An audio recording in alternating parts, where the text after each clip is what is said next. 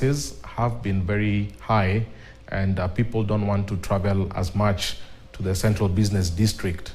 So most of these retailers are going to the residential areas because they understand the convenience they bring to their users. So areas like Buruburu, Langata, as you've seen there. So it tells you that that's sort of the new retail strategy today, to get closer to the consumer, because the consumer cannot have the time or the money to be able to go to central business district every day. So it speaks to, number one, really the macro situation where inflation is hurting balance sheets, and also, more importantly, the need for people to be served closer to their residences. So we do expect many other brands to follow this strategy if that's going to be an indicator of the way forward. And now, having a store open, a retail store, of course, open very many branches within the country, does that sometimes raise an alarm? Because at the end of the day, someone says, okay, all these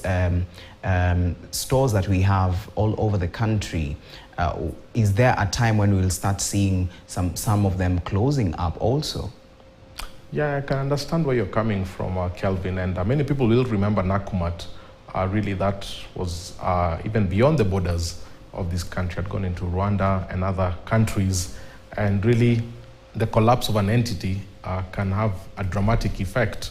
In fact, there have been some proposals that suggest that, you know, when a company gets to a certain size, a certain big size, maybe it should start consider listing on the stock exchange, because when you list on the stock exchange, you have to meet a number of standards from governance, from ESG, from very, very many other areas. So there have been proposals to encourage big private entities to consider listing on the stock exchange, so that you have that visibility, that transparency that comes with governance and really membership on the board. All right, so let us also look at the other story that came before that one, where we were looking at the Brookside milk, trying to just sensitize people on food security, and trying to tell people when they are handling various foods that they need to just focus on making sure that the food is safe, and also the handling process needs to be taken seriously. So when it comes to food security, from where you sit, what do you think is the wrong thing that we're usually doing? Because at the end of the day, you find every year we have this conversation on food security, malnutrition. We have all this just being talked about each and every year, on almost every time. So from where you sit, what do you think? Well, I think there are two things here. I think we have food security and food safety. Those are two different conversations. Really, food security is the country's ability to feed itself. And of course, in Kenya, we import quite a bit of our food produce. So our ability to utilize our land better, obviously to utilize our farms better, is a key thing. But I think the key thing here is the one of food safety, which is a significant concern in how food is handled. Only a week or 2 weeks ago, you saw the story about pork, how pork, the levels of bacteria that we are seeing pork in Nairobi, in Kiambu, is actually quite unsafe, and that was an alarm. So I think it's the issue of, particularly at a time when people are very concerned about the prices of food. And that's the tough thing about regulatory environment. When the economy has kind of squeezed people and they look at purely prices, the issue of safety sort of disappears through the window. Everybody is very concerned about the price. So I think this is a gentle reminder that yes, things might be a bit challenging, and our concerns really about the prices, but we also have to keep a very keen eye on how the foods on our plates, how they're making their way to our plates. And also, even as we look at the food safety, trying to look at the markets that we have, even within Nairobi, the level of cleanliness, when you look at the markets that we have, where is it in terms of, if we can put just a scale of 1 to 10, the level of cleanliness in our markets? Kelvin, many people say we survive by God's grace here in Nairobi. I mean, access to clean water is a challenge in this county and in many other counties across his country.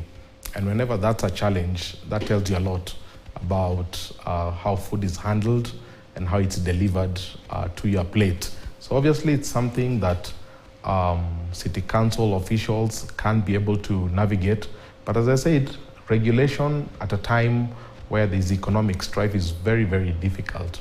People tend to prioritize prices, number one, before safety. So it'll be a tough time for council officials, but an important part of their daily work. Right. And also, lastly, even before we go for break, I would like to just pick you up on this when it comes to food safety. When you go to the market, you've gone and bought avocado, you've bought kale, you've bought tomatoes, you've bought onions.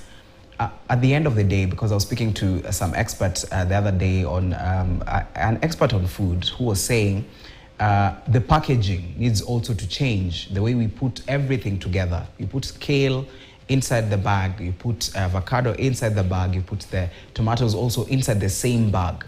So he was saying we need to have different packagings so that at least you have one that carries all of them. So such small things are these things that really we need, the nitty-gritties that we need to look at. Well, I think they are looked at. I think sometimes it just comes down often to the economics, where you're told a bag costs a particular amount. So if you want 2 bags or 3 bags, you can be able to, if you're able to pay more, by all means. But you'll find many people, just because of maybe those tight budgets, would want to squeeze that in. And you're right, it introduces new risks when you start mixing soaps with edibles. It can create really, really nasty outcomes. So it's again, and I think it's part of the reason why we need to think broadly about how we run this economy. You know, I think sometimes we just think of it as a good economy creates good jobs, but there's so many other benefits that come with running a good economy. Number one, people have time to think through safety, have time to think through health. They have that space to think through. And I think for a lot of people right now, some of those considerations are almost considered luxury considerations because they don't meet their practical everyday needs. All right, thank you so much for that, Gishinga, right there, speaking to us about the food safety that we need, the things that we need to look at. All right, we're going to go for a short break, but when we come back, East African Power Pool to go live by December. We're going to look at this and much more stories to discuss, so don't go too far.